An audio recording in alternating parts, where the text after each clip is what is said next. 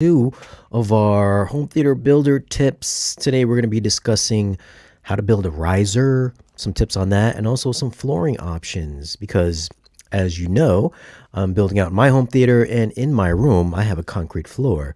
So I would assume that we tackle flooring first before we get to riser, unless you have some thoughts.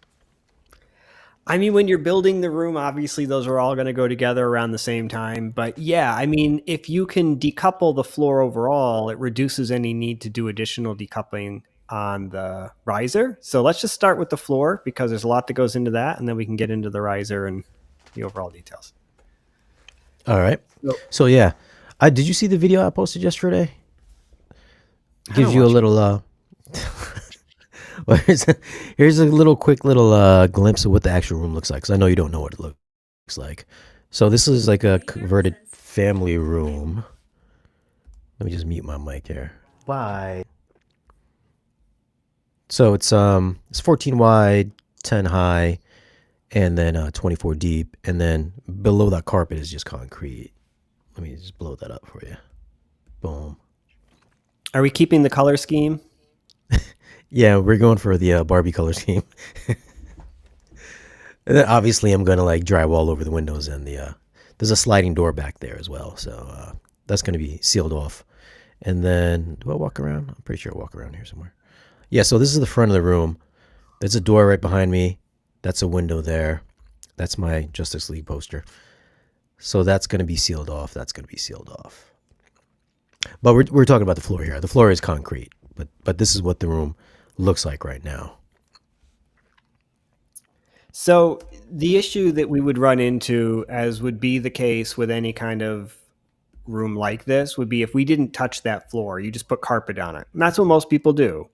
Yeah, You're going to have basically no tactile base. yeah.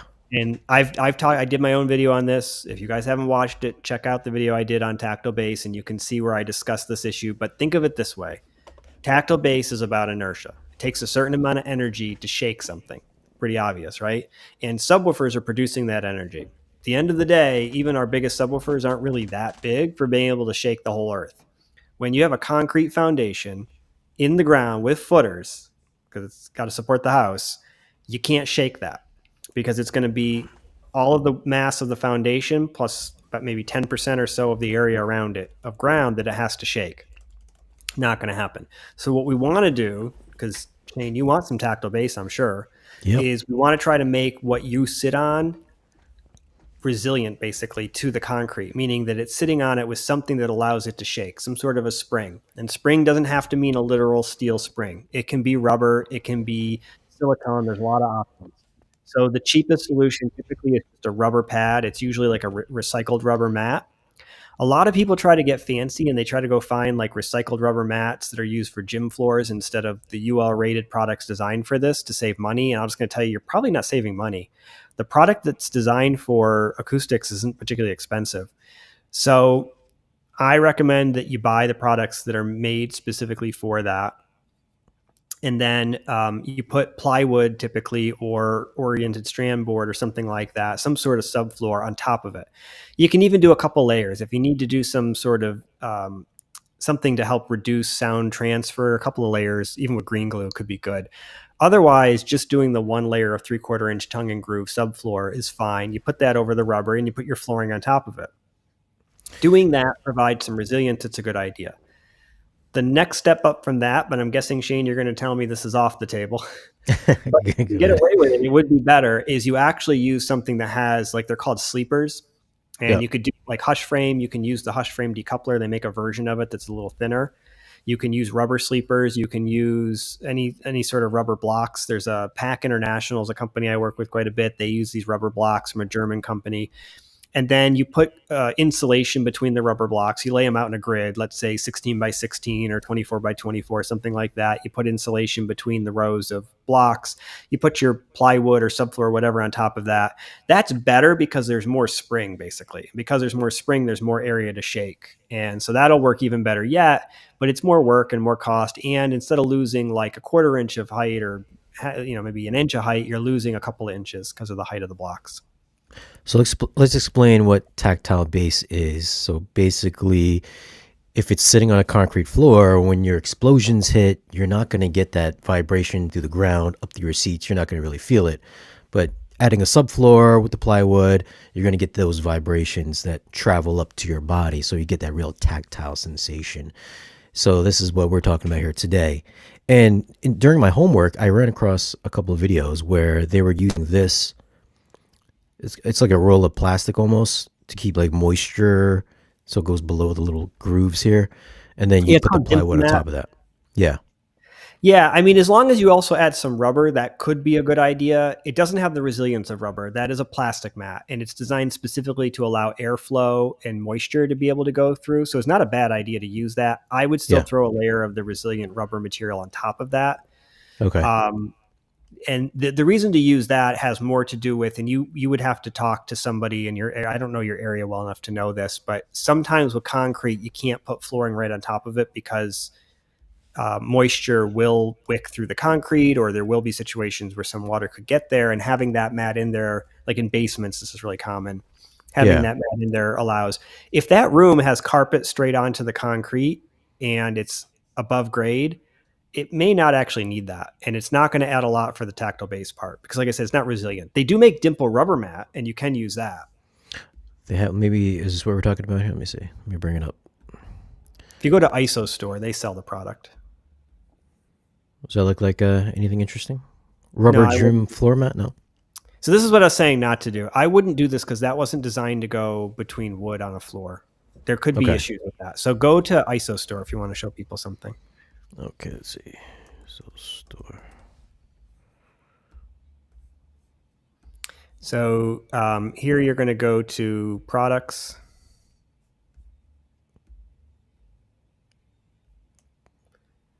I can't see what you're looking at anymore. Can you make that the full screen for us? We got resilient sound clips, green glue, acoustical sealant, total mass barrier, genie mat. It's a Genie Mat product. So let's go Okay. ahead and look at that. There we go. Yep. See the one in the middle there that's got some dimples showing through? Yep.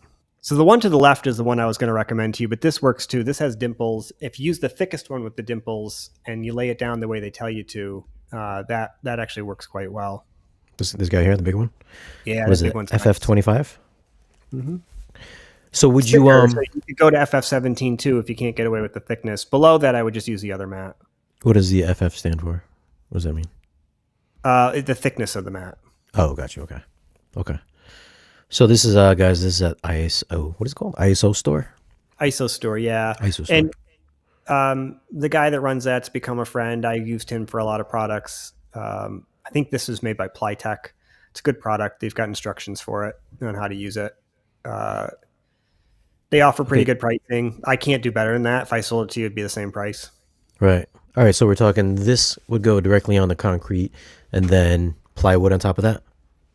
Yep. Okay. Makes sense. So what is this? So for the moisture test, I was looking that people take like a sheet of plastic or like a little piece of tarp and they tape it onto the floor, let it sit there overnight. If they lift it up and there's moisture under that tarp or the plastic, that means, there's moisture in your concrete. So I would guess.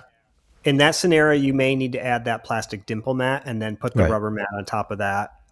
Like I said, what we always tell people, even in our top projects when we do full designs for folks, that kind of detail has to come from a local builder or engineer, somebody who knows how to construct in that area.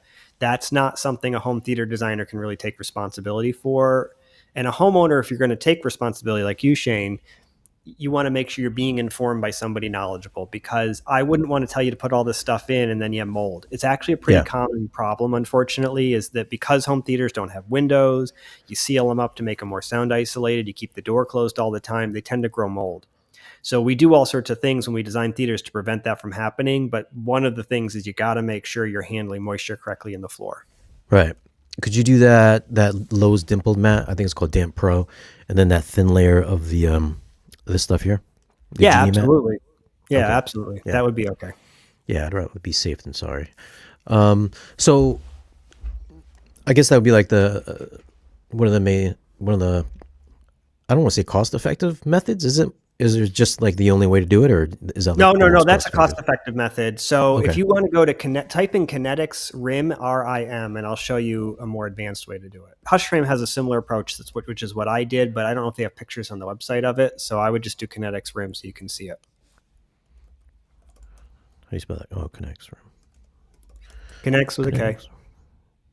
Kinetics noise control. Here we There go. you go. And we want rim. Add that to the I scene. see it. Yep. There we We go. go. All Oh, right. I see. So Okay, if you there we scroll go. down, they should show a picture of what the mat looks like without anything on top of it. I believe. No, they don't. It's here somewhere. We got to just No, find it shown. that's not it. Well, that's the product. I just wanted to show everybody what it looks like. So the green thing is the rubber mat, and in this case, it's actually a Right. rubber coating around a fiberglass piece, and that acts as Mm-hmm. the spring. The yellow part is regular fiberglass. It Fiberglass. unrolls with a mat. You put the plywood on top. You put your floor on that, and that's your floor. It works great. It provides very good decoupling. It's great for sound isolation, which is what it was really designed for. That's a sprung Right. floor, basically. But the side benefit of a sprung floor is you get really good tactile bass. So this is good. There's other ways to do it. It's not the only way. Interesting. Okay, but you would still probably put that on top of the dimpled mat if there's moisture in your Maybe floor. this particular product, you'd have to check with them. It's not usually good to let fiberglass get wet, so I would guess you'd have to handle the moisture first. I would talk to Right. Kinetics about they're going to know how their product handles this. Again, though, I don't know that you've got this issue. If this is an above grade slab, there shouldn't be Yeah. moisture coming up through it. Like my floors in my house are concrete. There's nothing covering them. There's no moisture. Okay. I'll still do that a little test anyways, just to find out. Because Yeah. I was looking at finishing my basement, so I was like, oh, maybe I should do that upstairs as well. So I'll give it a shot. But yeah, that looks definitely fancy, and I could see where the fiberglass would keep it from isolating the noise as well. Yeah, the I mean, fiberglass for a couple of purposes. When you put those rubber isolators in there, if you don't put the fiberglass in too, you've created a cavity and you get resonances. So the fiberglass actually helps to damp out the resonances. It does help a little gotcha. bit with resilience, but it's actually those rubber blocks that are mostly doing that. Right, right. Well, what if you used the little dimple mat, or if I just went with the genie mat? Could you put like mass loaded vinyl on top of that and then the subfloor? You Okay, can, gotcha. and so the primary reason you would do that is that the mass loaded vinyl would add some extra mass to the floor. So Yeah, here's the issue. In your particular case, the reason why you wouldn't do that is there's nothing below that. It's a yeah, concrete slab, right? yeah.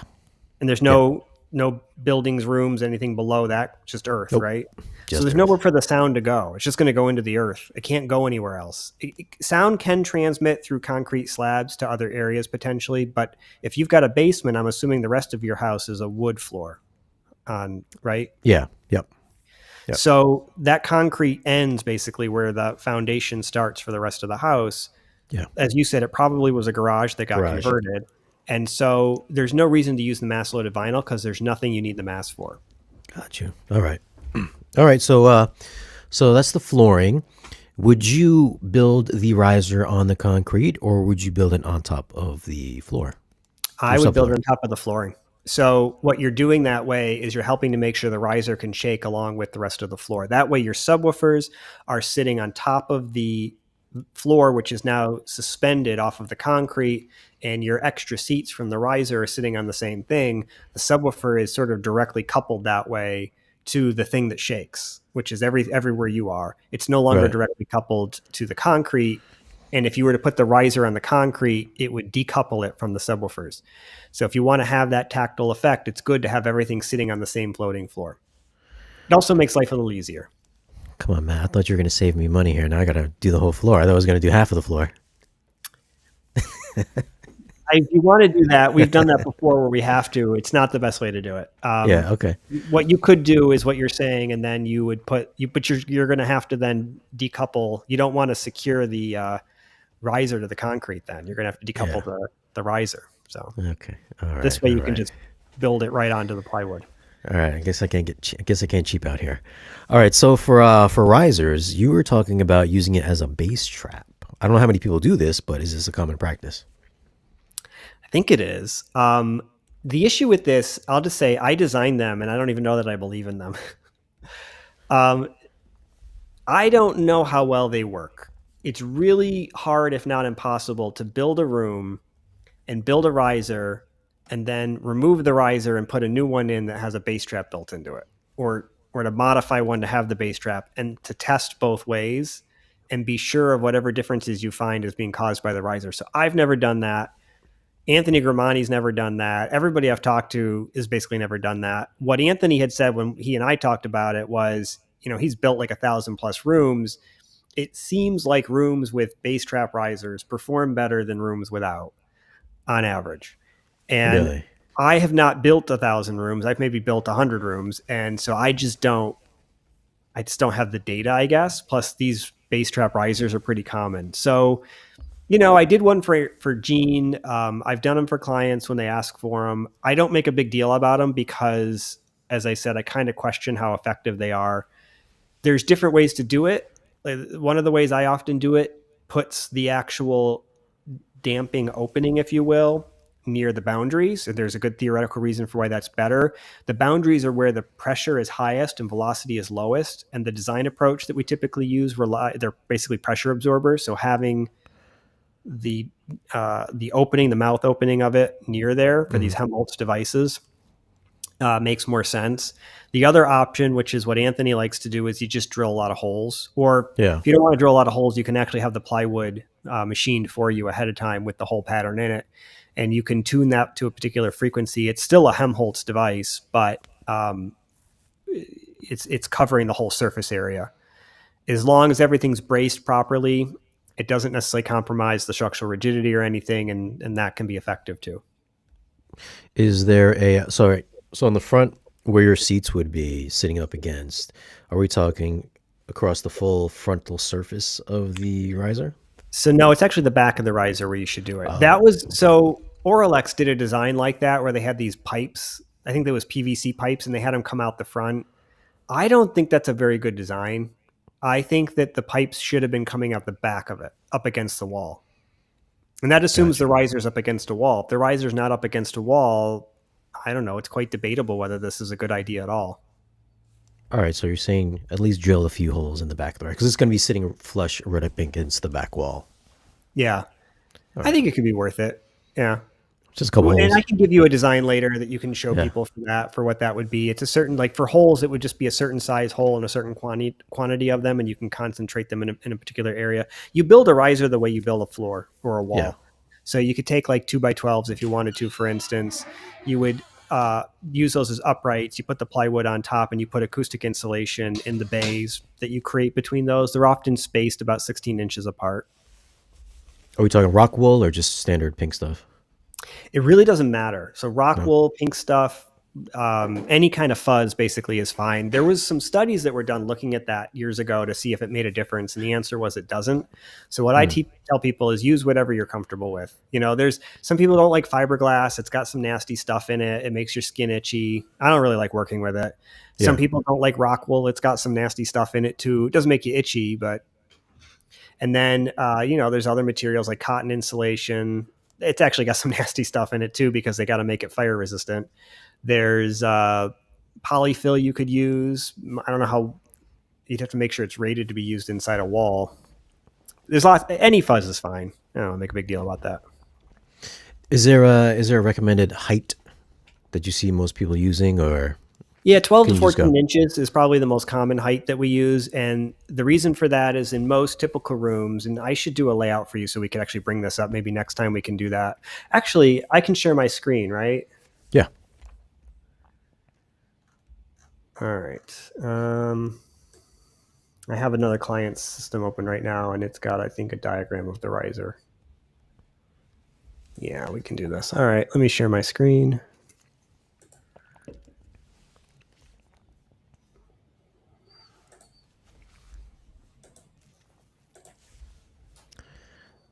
Thank you, Haterade Cowboy, for the super chat.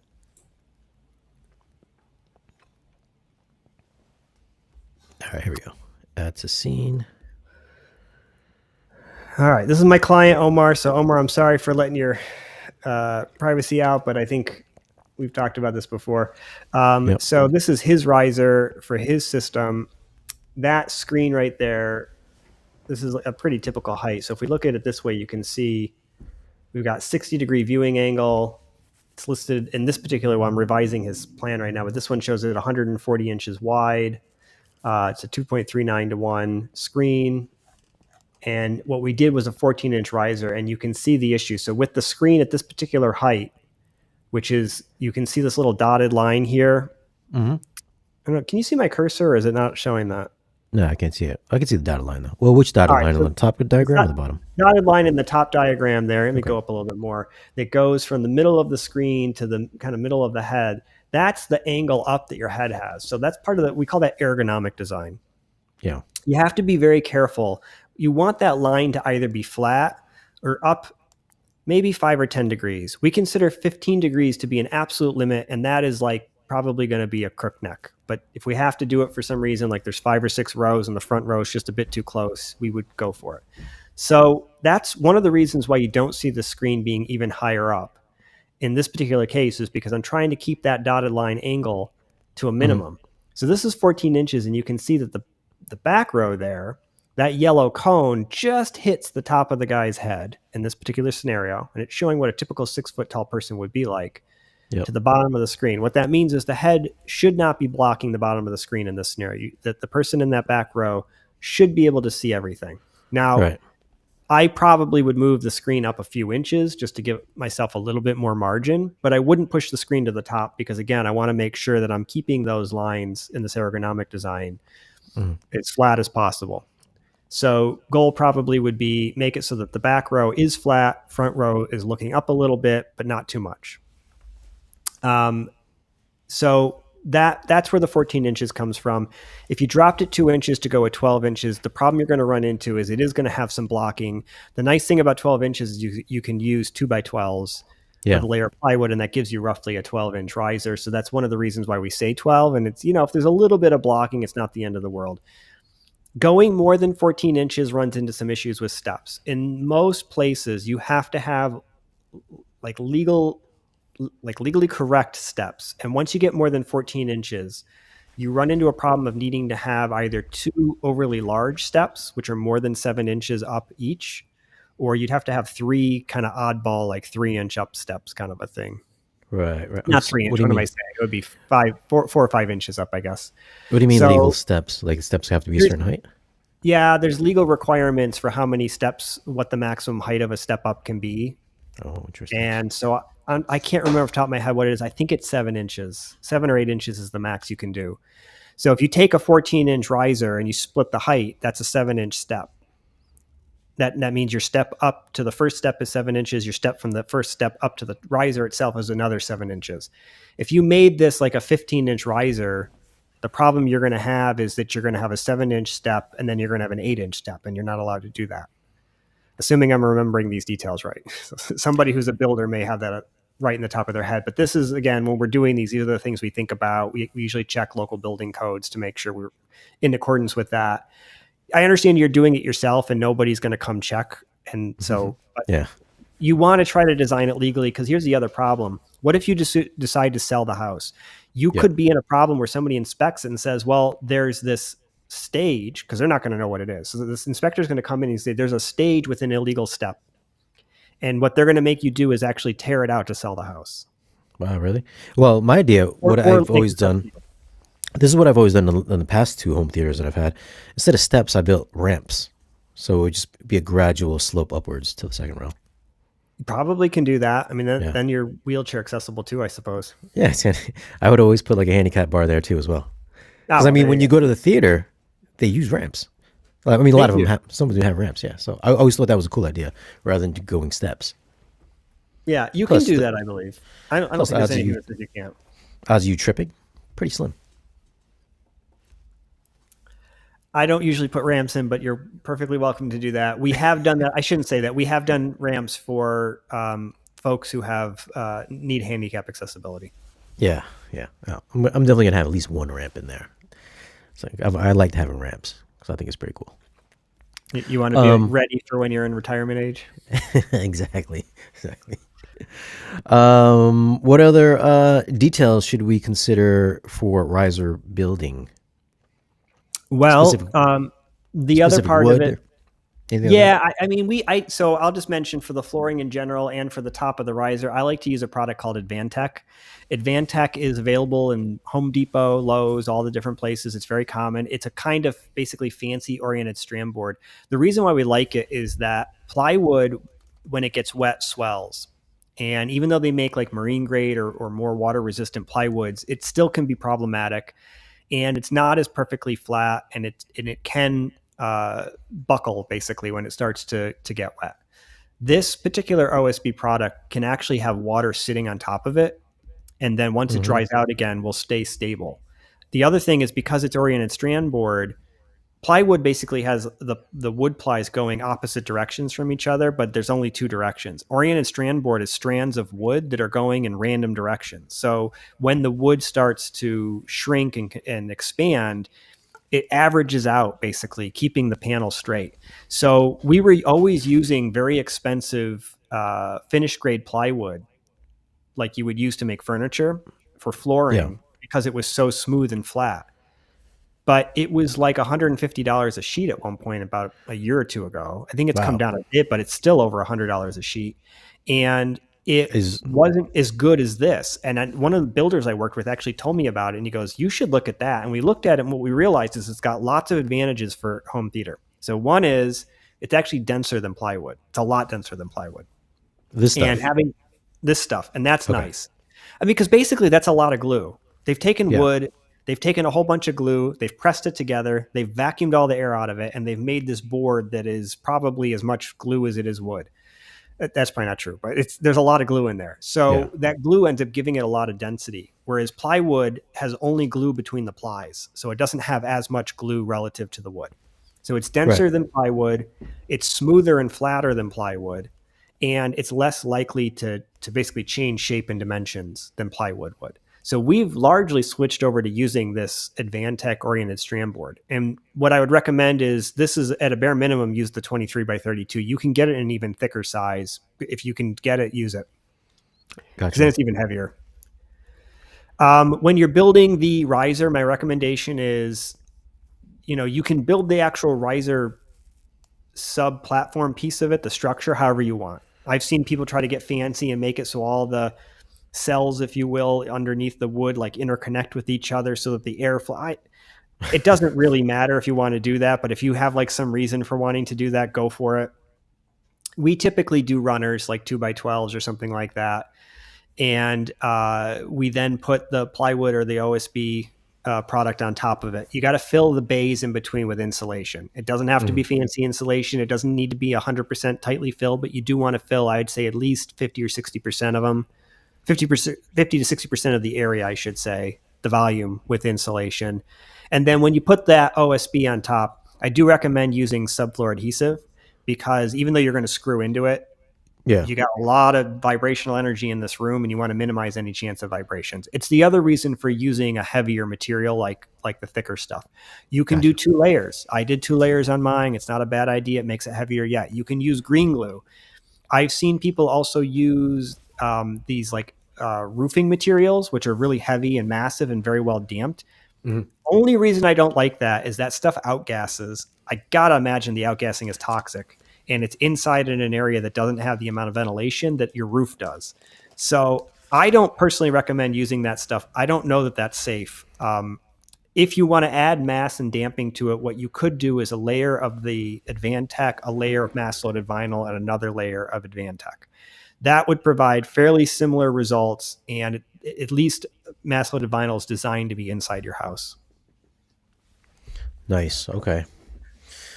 Well, I think you've answered most of the questions for, just retrofitting your floor and then a riser. So, Matt, thanks, man. And we're coming up exactly like 30 minutes. Next week, we will tackle something. We'll think of something for next. We'll think of something for next week. Swallow before you said that, like it's going to be something scary. We'll tackle something. Tackle something. Maybe some speaker placement or something like that. I've got John coming on from Trinov.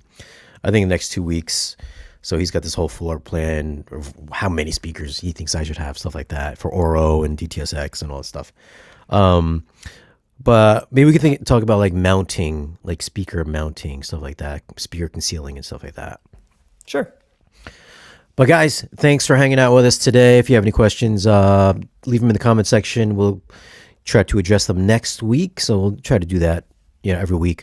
I wanted to answer a couple of questions today, but we're coming at 30 minutes, and I don't want these to go too long, or else people will click off. So make sure I left Matt's contact down below in this video's description if you want to use him for your own home theater build. Have questions for him. You can do that. Matt does charge. But if you had questions here live, you should have asked them now. So stop by his YouTube channel, Poes Acoustics, email him, all that good stuff. Matt, any final words? Where else can they find you? Yeah, my website, my YouTube channel. They can email me at matt@poesacoustics.com. My wife's been doing all my social media. She's actually sitting next to me right now. So if you see any of that stuff and it doesn't look like something I said, it's probably because it's something she said for me. But I appreciate all the work she puts in, and you're welcome to reach out to me there, and she'll pass it on to me. Awesome. Thanks, Matt. Thanks, guys, for hanging out with us this afternoon. Tune in next Thursday at 3 o'clock for the next chapter of Home Theater Builder.